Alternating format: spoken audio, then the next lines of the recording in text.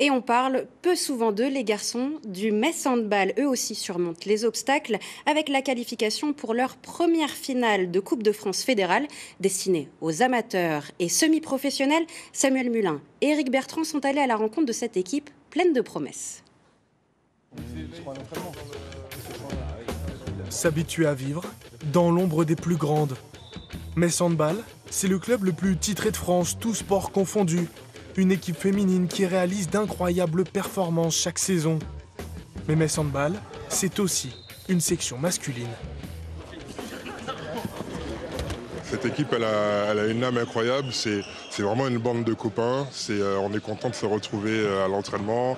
On se vanne tous, on est tous là à tous se tirer vers le haut. Une bande de potes qui joue en National 1, l'équivalent de la 4e division française. Bien loin des salles remplies et des fans par milliers.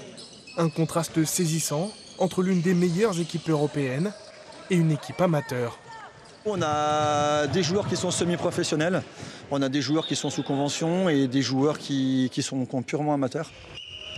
Toi Lucas, enchaîne, joue sur ballon, Léo, encore, cours. C'est vrai que certaines fois on aimerait mieux passer plutôt du côté de la lumière que dans l'ombre. C'est vrai que c'est pas toujours évident de faire les sacrifices, faire les efforts et de voir que nos tribunes sont peu garnies le week-end. Pourtant, ces garçons viennent d'écrire l'histoire du club en se qualifiant pour leur première finale de Coupe de France fédérale destinée aux équipes amateurs et semi-pro. Ils joueront en levée de rideau des Dragons le 17 mai à l'Accor Arena de Paris dans une salle de 20 000 places. C'est extraordinaire, je pense que c'est du jamais vu. Ça va être une atmosphère extraordinaire avec un public qui va nous suivre derrière, qui va nous pousser. Je pense qu'en tant que handballeur, on ne peut pas rêver mieux, je pense. On l'a vécu avec beaucoup de joie.